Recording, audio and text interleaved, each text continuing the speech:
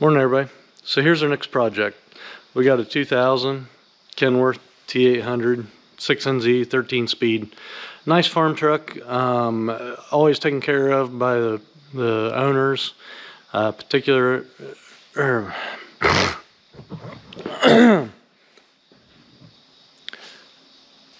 everybody, here's our next project. 2000 Kenworth T800 6NZ 13 speed. It's a nice Kenworth, nice farm truck. Got an 8-bag air suspension on it, but our problem is that we got rust jacking between the frame and the fifth wheel slider, and it's built up to the point where the top frame rail flange has got thin and broken on both sides. And once we noticed that, with further inspection, we found cracks in the frame rail on the sides where the torque rods and stuff are. So I'm not going to show you all that right now because it hasn't been torn down yet, but once we get a little further along, I'll show you all the damage once I get that opened up.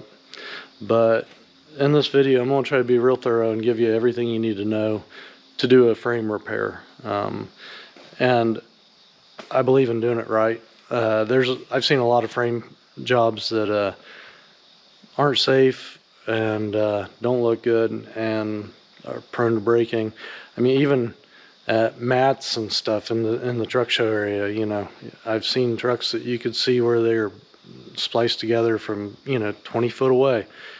Ugly repairs that I wouldn't put a load on. I mean, maybe they just go to truck shows and that's all it's needed for, but there's a right way and a wrong way to do a frame. I'm going to show you the right way. Yeah, and in this case, to do it right, we're going all the way up in front of the drive axles, cutting the frame and replacing everything from there back. We're not doing a patch. We're not, double framing it underneath the brake and stuff. We're putting new frame rail in and replacing all the damage. So yeah, I'll get this thing torn down some and I'll show you what we're dealing with, and I'll tell you what you need to know to do the job. So here's the back of the truck before we tear anything apart. Got half fenders to deal with. We'll pull the deck plate off and the steps and stuff to give us a clean frame to work with. Obviously, we'll be pulling everything off of this frame inside and out. We'll take the tires off and flip the inside tires around backwards so that we'll hold the axle off the ground but still have room to work. So yeah, we got a lot of stuff, a lot of hoses and such to unhook, suspension parts to unhook, but we'll clean it all up and get it stripped down. Anyway, I'll show you the damage here in a little bit. Okay, so I got this truck stripped down to the point where we can see what the damage is. I'll be honest, we knew that there was damage, but it's way worse than what we had expected. We knew that the frame was cracked on this top flange underneath the fifth wheel slider, but due to the slider being in the way, we couldn't tell the extent of that. So it is definitely coming down the side of the frame. We knew that the frame was cracked at the torque rod here, but there's a little plate that sits there. We couldn't tell that it was cracked, to that extent. The other frame rail, we couldn't see any damage, but once we got the slider off, we realized that the other rail was shot as well. You can see, all of that is hidden by that slider. And we got another hole at the front of the slider with a crack heading out towards the outside of the frame rail. So yeah, we had told the customer from the beginning, we know one side's bad, but we want to replace both. You should just assume that the other one's right behind it. And so this one's cracked here at the back as well, along with rusted out for a distance. And when we go to the front torque rod, yeah, frame was cracked out around that as well, which is fairly common. Yeah, we always are checking frames around where the torque rod goes through. And, yeah, and so as we go through this, I'll probably spend some time speaking, you know, about frames and how you should think about them and what's critical and what's less critical. And so if you got a frame rail with a crack like this, yeah, it is susceptible to find the end of the crack, to weld it, or to drill a hole in the end of the crack, and then V out the crack and weld it shut. And there's a chance it might hold. You know, you probably want to put a plate on the inside of the frame, but in this case, you know, Kenworth already does that. So, you know, you can only do what you can do. And so, you know, welding the side of the frame to fix a crack, you should always keep an eye on it after doing a repair like that. But a frame, all of its strength is in the flanges, and so when you got cracks that go out onto the flange, or if your frame is extremely thin in the flange, that is a different situation. That's where the strength is, and if it's cracked or thin, you've lost the integrity of your frame. So we knew this is a big deal here. This here, you know, it wouldn't have freaked us out as much if we had just seen that and nothing else. So, yeah, we're replacing the frame rail all the way from this front drive axle back. There's a strategy involved in deciding where your weld is going to be, and I'll get into that in a later video. I want to get this torn down a little further, and then I want to explain more about frames and how they work and how you repair them. Alright everybody, I got it far enough along that we can go on talking about how to do this job.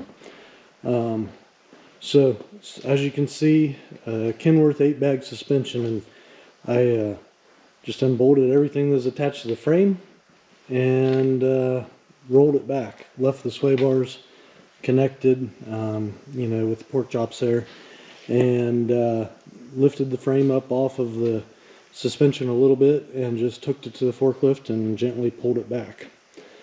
And so I got 2 bare rails, you know, I got 12 foot of frame there till we get to the sawhorse that's holding the truck up. And so at this point I want to talk about frame rails. You know, it's one of those things, it's not rocket surgery. It's pretty simple and understandable, but a lot of people just never think about it, you know. Frame rails have a certain job to do and behave in a certain way, and you got to repair them correctly if you want the job to hold up. And so a lot of times people just don't understand even what they're seeing. So a lot of times, you know, I've had trucks with frame rail stripped down like this. Only, like I said, this is about 12 foot of frame rail up to the sawhorse. And, you know, so say maybe there's another 5 or 6 feet hanging out here, and it becomes really obvious. The frame rails, without all the cross members in them, they'll start leaning outward, and people are like, well, I see why you're having to replace them. Those frame rails are all twisted. And no, that's not the case. Now, if I had, you know, a few more feet of frame rail out here and I didn't have a broken arm right now, I just grab a hold of that frame rail and twist it back and forth and show you. But I'm a little limited now, and, you know, trying to hold a camera while I do it. But I think you can see, you know, some deflection here. That frame, it twists and moves. It's supposed to. You need a frame that twists and moves. Think about, you know, all the farmers around here coming out of some nasty ditches, turning and going up and down and on very, very uneven ground with, 90 to 100,000 pounds on their back coming out of the field. Your frame needs to be able to twist. That's designed into it. Frame rails are hardened steel that's built to do that sort of a thing. And so when we repair a frame rail, we want to maintain that characteristic in the frame rail. And what I've seen from most frame jobs, frame repair, they compromise that ability to twist and flex. And that's why sometimes you see them break. It's not all the time. I've seen a lot of frame rails that were repaired very improperly, and yet they survived. So I want to spend some time explaining to you exactly what we're going to do, and why this is why we do it and how it works. So you can see up here. Here's the last of the bad damage, the hole in the frame and a crack coming out from it and stuff. So we got to go in front of that, and we're looking for a nice open area to do the splice in.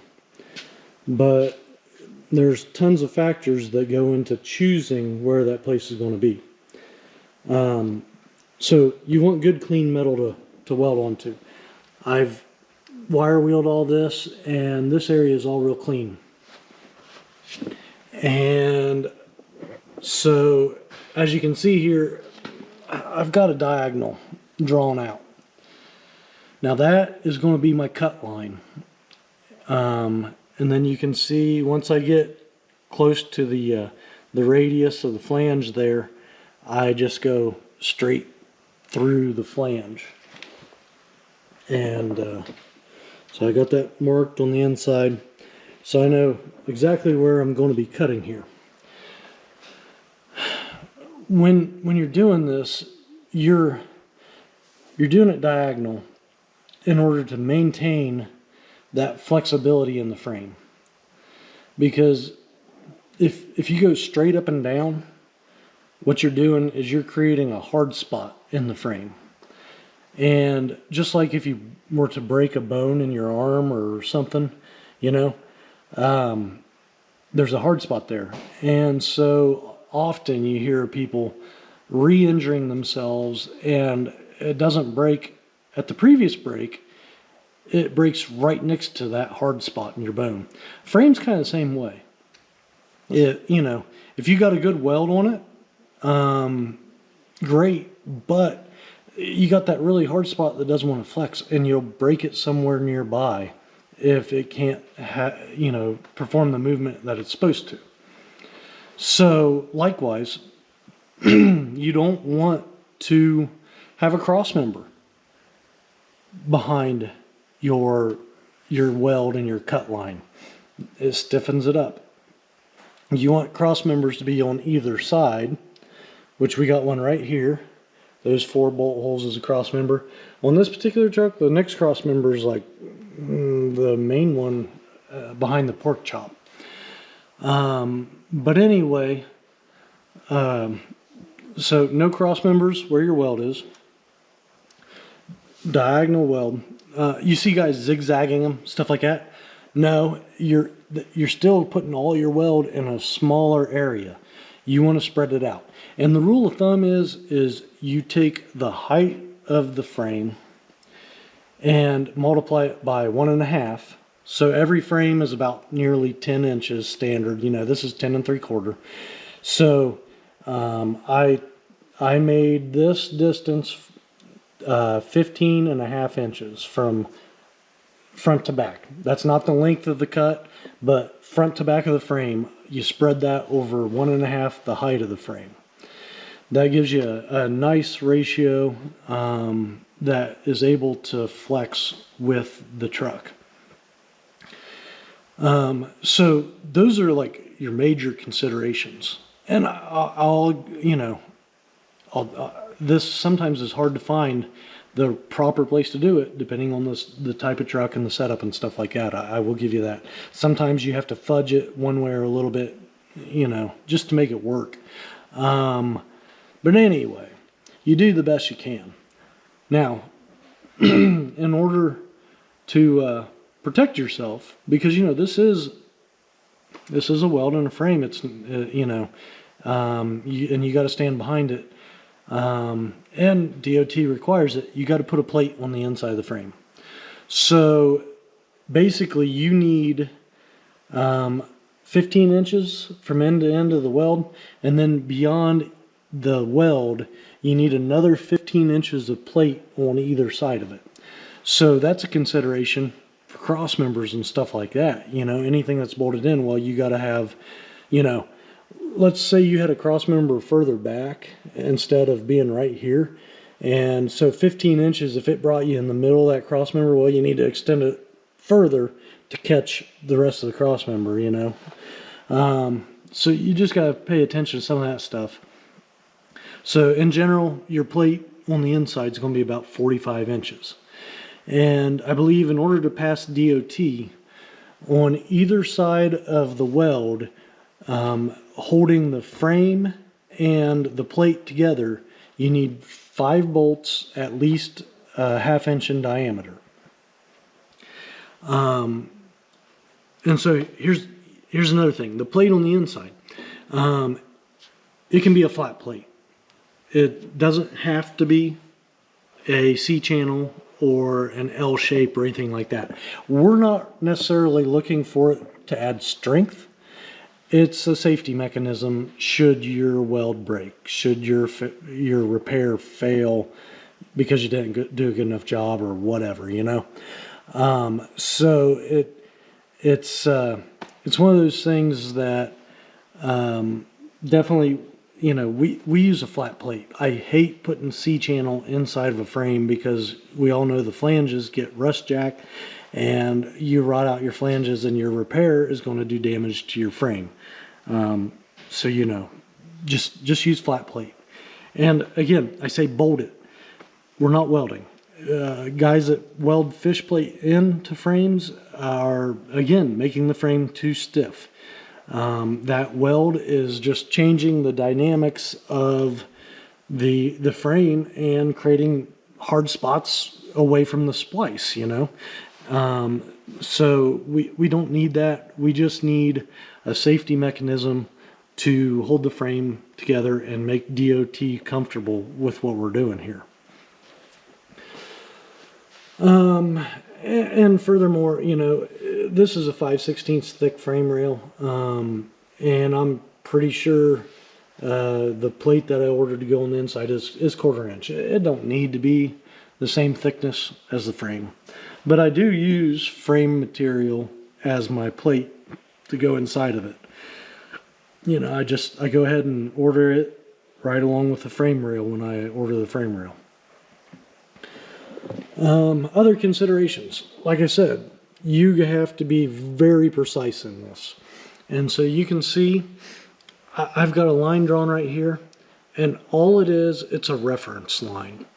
I used 2 factory bolt holes for a cross member that goes straight across the frame. I got a line on both frames right here, and this is where I'm taking measurements off of. It's at the very edge of that hole. And so, as you can see, once I decided where my splice was, I measured that, and it's 9 1/8 of an inch from the edge of that bolt hole. So I know on the other side, I scribe the line right there. Then I go 15 1/2 inches to here. I got that wrote down here. I make all of my notes really obvious, and then I also write them down on a piece of paper because I've been known to not pay attention and, you know, break clean my numbers off, stuff like that. But I also got this 26 7/8 of an inch off of that same reference line, but I'm going over here into old metal, And this is one of the first bolt holes in the old metal that I'm getting rid of. Now I know the very edge of that bolt hole to the very edge of that bolt hole is 26 7/8 of an inch. And so when I get the new frame rail in position here, that's going to be one of the very first main things that I'm going to do is measure that distance and make sure on both sides I've got the same number there. And to be honest, if it is off just a little, you know, there's no huge harm there, but you want it same side to side. So if you know, say your cut was off just a little, and you ended up with 26 3/4 of an inch instead of 26 7/8. As long as that's what you have on both sides, that's fine. I mean, you know, you got a slip yoke in your drive shaft, and nothing else cares that much. But you know, you want all your cross members to be square in the frame, stuff like that. So you know, I try to be very, very precise in all that and maintain that and throughout the whole fab process. So you know, that's where we are right now today. And so I guess my next step is I'm going to transcribe all these lines to the other side, and we'll be cutting the frame. I usually use a plasma cutter to do it. But before I had a plasma cutter, you know, I'd use a 4.5 inch angle grinder with some cutoff wheels and cut it with that. And honestly, that's a really precise way to cut. You can be very precise with a plasma cutter too. You know, honestly, it's, you know, you should be able to do it with a plasma cutter or a cutoff wheel, whatever. It doesn't matter exactly what tool you use, because the thing is you need to be able to be precise with the tool. If you can't be precise with the tool, you probably shouldn't be doing this job. Hey everybody, so we got a bit more work done, and I thought I better stop and take some video and show you where we're at right now, some things that I need pointed out before going any further, and talk a little bit more about this frame rail that we're using.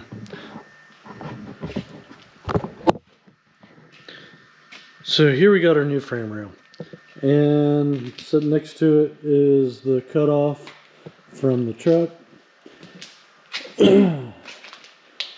You can see, yeah, basically just doing what I said I was going to do, following the outline and stuff that I laid out. And here you can see with this new frame rail, I got it all lined out as well, and I'm to the point now where I got all the pilot holes drilled. But before we get into the details of that, I did want to talk a little bit about this new rail. There's a company in Vermont that I use to, you know, that makes this for me according to the specs that I give them. I actually, there's a frame company here in Ohio, you know, a couple hours away, that I called once trying to find a place closer than Vermont to source my frame rail, because this company actually makes frame rail for OEMs and stuff. And so they were kind enough to talk to me and talk to a salesman, and he was actually really helpful and answered some questions and stuff. But he said that they only sell to manufacturers, you know, for large runs. You had to buy 100 frames at a time or more, something like that. And he told me the only place in the US that you can buy custom made hardened frame rail to spec was from PG Adams there in Vermont. So since that conversation, I've never looked anywhere else. But I know, talking to, you know, cheap farmers and stuff, people on a budget, you know, they all think, well, I can go to the local fab shop and I can have them bend some metal that'll get me by. And you know, you just can't do that. This here is hardened steel. It's grade 100. They used to offer two grades, grade 80 and a grade 100, but now it seems they only offer grade 100. Used to be, you know, your trucks back in the, you know, I forget what they said, up to about 1990 and, you know, and older were grade 80, roughly, and the new ones were grade 100. And they told me at the time, said, you know, if you're not sure if it's a grade 80 or grade 100, you can use a grade 100 even if it was originally built with the 80, and you'll be fine. So apparently they just decided there's just not enough of the old frame rail work to be done, and they discontinued offering the grade 80. But PG Adams is an awesome company. They really do good work. They guarantee everything to be bent according to your specs to within a 1/16 of an inch. They give you a quote form to fill out, and you give them all the dimensions and thickness and whatever else. If you want any plates for the inside, whether flat or bent, you know, L shape, whatever, they'll taper the end of the frame for you if you want. They sell a few designs of cross members if you're wanting to use one of their cross members on your build. There's plenty of stuff there that they offer. You fill it all out. They're pretty quick to respond. It usually takes 6 to 8 weeks to get frame rail in, so you got to plan ahead for jobs like this. But it is what it is. I don't know where else you're going to go. But they can. They got 1/4, 5/16, 3/8, and 1/2 inch thick frame rail that they can bend, which is just downright impressive. I kind of want to see something built on a 1/2 inch thick frame rail. And it says they can do up to, or maybe even beyond, 48-foot long frames. So I'm sure that'd be an interesting factory to visit. That's quite some equipment they got there. So anyway, there's my information on them. You want to do this, you go to PG Adams in Vermont. Very helpful, good people. So anyway, as you can see, I've got this frame all drilled out to 1/4 inch everywhere, and then some of these I've stepped up to 3/8 inch. And so if you can see here, yeah, there's all sorts of different sizes and stuff. And so yeah, the way I located all these drill point holes and everything is I simply took the frame rail from the opposite side of the truck and I flipped it over upside down on this, laid them back to back, marked out all my holes. You gotta watch and be careful as you're doing that though, because your torque rods go to the side of the frame rail, and so if you transcribe that, your torque rod holes are going to be on the wrong frame rail. So I mark all the holes aside from those couple for the torque rods, and those I come back after marking all the rest and I take measurements off of other holes that I've marked, and I locate and determine where the torque rod holes ought to be.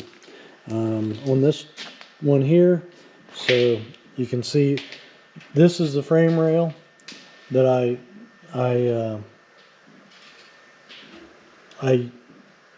I'm sorry.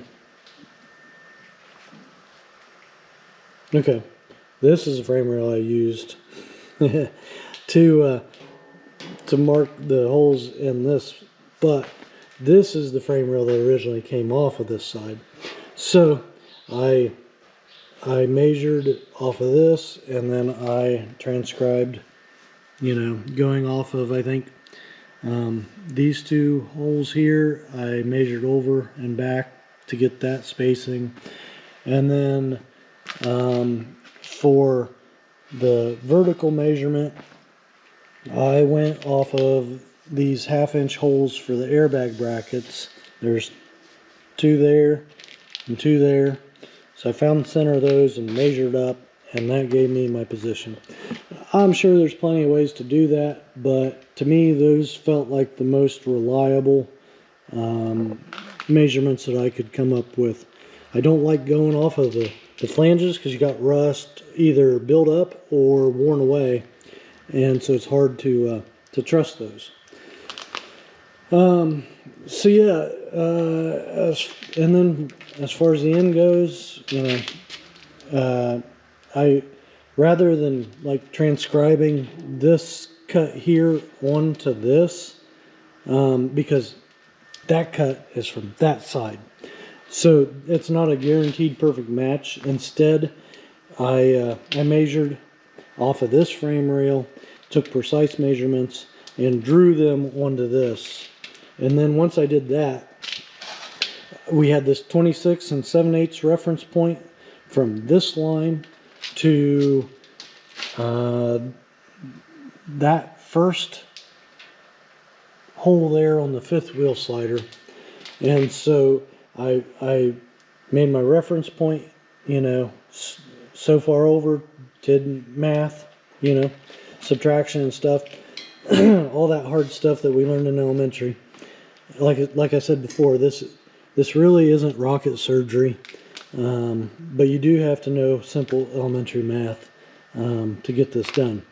And so I just laid out all this according to measurements off of that. Now when I get this put up against that, I might have to, you know, adjust it just a little bit, grind a little clearance here or there or something, but it should be close enough to work with. And again, what we want when we're done is for this line here and this line here to be 26 7/8 of an inch. But if it's a little less, if it's 26 and, you know, 3/4, as long as the other frame has the same distance, we're all good. We can stand a little bit of variance when it comes to mating those two pieces together, as long as it's the same side to side. Okay, so I guess I was wanting to show you over here on the other side of the truck one of my most valuable tools when it came to laying all this stuff out. If you don't work with frame rails very much, you got to get one of these awesome combination squares from Fireball Tool. I don't know if you've ever seen or heard of them before, but it's a machine shop that makes their own tools, and they offer tools for fabricators. And so it's just been very, very valuable. When you want to set something over top the radius of the frame rail and actually make it to the top flange and down the side, you know, your normal combination square is going to set way down on the radius, and you're not going to be able to get onto the top flange. So this thing's awesome for that. Really high quality. You know, you can dial it in real square. There's adjustments. There's adjustment screws down at the bottom in the bores here that you can level this square out and make it, you know, perfectly square, dial it in. Anyway, definitely, if you're a fabricator of any sort, that thing's awesome. You ought to buy that. There's other attachments and stuff, but you just go to Fireball and you can find out how to use that in every possible capacity. So that's how I transferred all that stuff over. So then obviously, when it comes to actually marking my holes in my frame rail, I just eyeballed the center of the holes. You know, I mean, it's not too hard to do, and basically I used a automatic center punch, and so I just line it up wherever I said, you know, the center of the hole was or whatever, And these automatic center punches are awesome. You just press down and it's got a spring in it, and it'll end up giving you a nice little indent, you know, wherever you want to mark your hole. And if I'm off just a little bit, I recenter, and then I use a marker and make it clear to myself which indent is the one I'm going to be drilling for my pilot hole. After marking all my holes, I then, because this frame rail has a ton of different size holes all over the place, I just wrote what each one was supposed to be and was careful about all that. And then just taking an 1/8 inch drill bit, I drilled through at each spot, and then I went back again with a 1/4 inch. And I will say there's 46 holes per frame rail in this, and so that's 92 holes total in these frame rails that I'm going to be drilling. And then I'll have to drill the plates that go on the inside of the frame rail to reinforce them. But I was able to do all that with one brand new 1/8 inch drill bit, and then I just grabbed my 1/4 inch bit out of my set and drilled each of those just with a normal DeWalt hand drill. I mean, it is a 3-speed professional drill. I'll show you all how to do, or how I do all that better in another video here. But in the end, I drilled all those holes with one 1/8 inch drill bit and one 1/4 inch drill bit that had already been used plenty. Never had to replace drill bits or sharpen or nothing.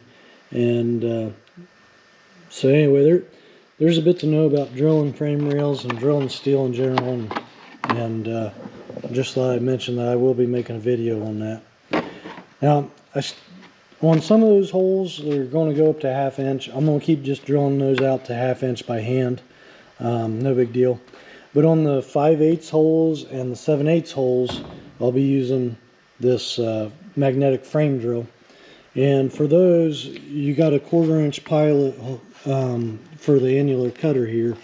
And so that's why I drilled all the holes in the frame rail to 1/4 inch, is because that'll be the pilot hole for my annular cutter in my frame drill. I figured maybe we could watch me work for a little while and give me a time to talk for a few minutes.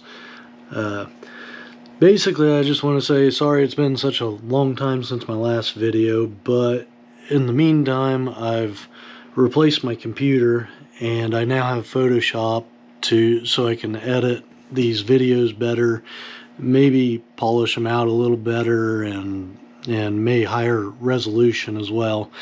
I guarantee you my videos are never going to be artistic masterpieces. The quality's never going to be amazing. Hopefully the content that's in the video will make up for those shortfalls. But anyway, I wanted to, say thanks for being patient as I made this next video here. I'll try to get back on the ball and make more regular videos again. But on that note, if anybody's got any particular area that they are interested in or think would make a good video, I'd love to hear your suggestions. I respond to anybody that writes on YouTube to me. I pretty much always try to respond pretty quickly. Sometimes that, that's, I don't have experience with it, and so I'm not sure what to tell you, but I'll be honest with you anyway. So yeah, if you think this video is worth watching, you want to see more of it, subscribe to my channel, like this video. Those things, they help me with YouTube, but they also kind of encourage me when I know people feel like what I'm putting out is worth the time it takes me to do it. So yeah, if you care to do that, I'd appreciate it. Now, back to what we're doing here in the video, though. You can see here I got my magnetic frame drill, drilling holes in it. And if you watch, like right here, you see me screwing around with a screwdriver and a pair of pliers. And so basically, if you've used a hole saw before, like in wood, you know how you end up with that core of wood that gets stuck in the hole saw, and sometimes it can be a bear to get out. Well, in the same manner, there's little metal slugs that tend to get stuck in that annular cutter, which is basically just a high-speed hole saw for metal. And so what I'm doing there is I'm trying to get that little slug off of the pen and out of the cutter. So here I am knocking off the back of it, creating the correct taper that Kenworths ought to have. Just using a plasma cutter to cut it, you know, as straight and clean as I can, and then I'll go back later and grind it down flat. After doing the back of it there and getting that in decent shape, you'll see next that I stand up the frame rails and slide them up and match them up to the truck. And so when you do that, in the upcoming section, you'll see how they mate together, and you want to get those dead on, you know, as tight together as possible. And you can see in the video, you'll be able to see how close I was able to get them. At the same time, you need to make sure your frame's completely straight, going front to back and up and down. You'll see in one of the videos, I even got a jack in the original frame that I've widened the original frame by I don't know, 1/16 of an inch or so, to make the flanges line up perfectly, because they were off just a tad. But you can see my joints were decent there, but I was marking it out with a marker where I need to grind more to create a closer fit. And so here I've got a piece of tubing above it holding the frame rails, you know, in pretty good shape with each other. But by using just one clamp there at the back, I was able to swing the frame so I could grind on it and get a closer fit. There you can see the fit's good, the jack's in there. so yeah, that's getting fit pretty good. You can see I welded it there. But what I didn't show you in the video is you got to V out those ends so that you got a place for your weld to go. Whatever surface of the metal is the easiest for you to weld on, and you're going to get the best weld, you want to grind out, you know, 2/3 to 3/4 of the metal on an angle, and then on the other side you want to do the remainder quarter of the thickness.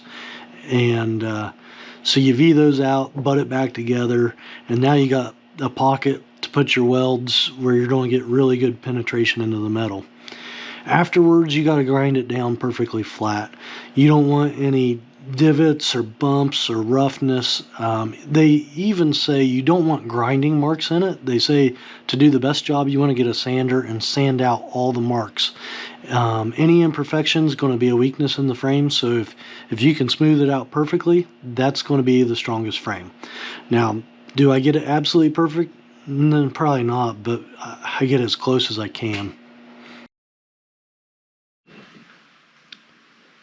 So here we are after a few days, got started on the assembly. You know, this is all pretty straightforward, boring stuff. Just, you know, putting back what you took apart, cleaning corrosion off cross members and different pieces that bolt to the frame. Just, you know, pretty simple. Remember how it came apart and put it back together. You can see I got my plates in. Yeah, just not a whole lot to say here. I had to make a new plate for the inside there. The original one there was just rusted thin and bent all to pieces due to rust jacking. Basically, where the torque rod goes to the frame, they put a piece in there to help support the frame rail. Over there, because I put a plate to reinforce, or you know, to back up where the weld is, I just extended it to the place where that reinforcement plate behind the torque rod was. So my plate for the weld took the place of the original reinforcement plate. Once I got looking closer at the rails for the fifth wheel slider, they, you know, that bolt right along the edge of the frame rail there, I realized that one of them had rust holes all the way through it.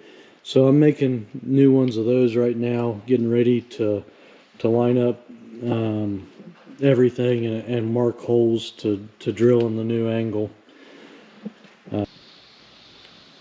As you can see, we got everything pretty much bolted back together and installed. We got all the air lines hooked up, got the drive shafts installed.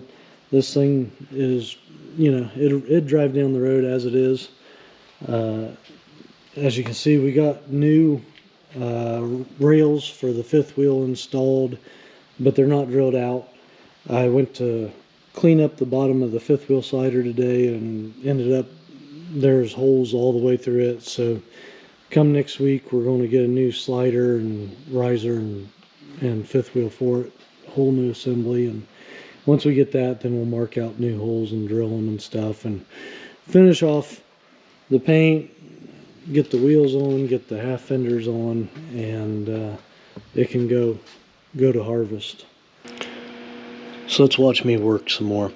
As you can see there, I'm currently drilling the new rails for the fifth wheel slider. I didn't want to pick the slider up and put it down several times, so instead I got it positioned right where I wanted it, and then using a automatic center punch, I marked where each hole needed to be on the flanges or on the frame angle there, and then I just simply pushed the slider off to the side, drilled one side, and then moved it over to the other direction to get it out of the way to drill for the other side. So right now I'm on the second set of holes. I already did the passenger side, and so basically, if you recall, when we looked at this frame when we started out, most of the damage anyways was done due to buildup of rust between the frame rail, the angle, and the slider. And so my concern is I don't want that to happen again. So you can see here I'm cleaning out that little radius there at the top edge of the flange, getting all my metal shaving out of it. And then I went ahead and got my grease gun. I put a thick, heavy bead of grease all the way down on both sides. And you know, that grease is going to push water out, and so hopefully this will just provide that much more life to everything, keep it in good shape, and keep it from needing to the fifth wheel slider removed and cleaned out for a long time. And honestly, greasing parts like that before assembling, it's a real good idea to fight that rust. And a lot of people do that if they got to put plates on the inside of a frame rail, or C channel or L channel in a frame rail. If you grease those, you're going to help push water out. I honestly, I know one friend of mine, he had a truck with a rough frame and had to put a plate on the inside. He put grease zerks in it so he could grease his frame rail to keep the water out. So this project's done. It's a farm truck, not a show truck. But the thing is it can get up every morning and, haul 80,000 plus. And farmers don't have any worries. It's in a lot better shape now. And it's 99, 2000, 6NZ, 13 speed. And it's a valuable truck, especially as farmer, that the way it was not worth anything. At this point, it's back serviceable, good as ever, and should last them a whole lot longer.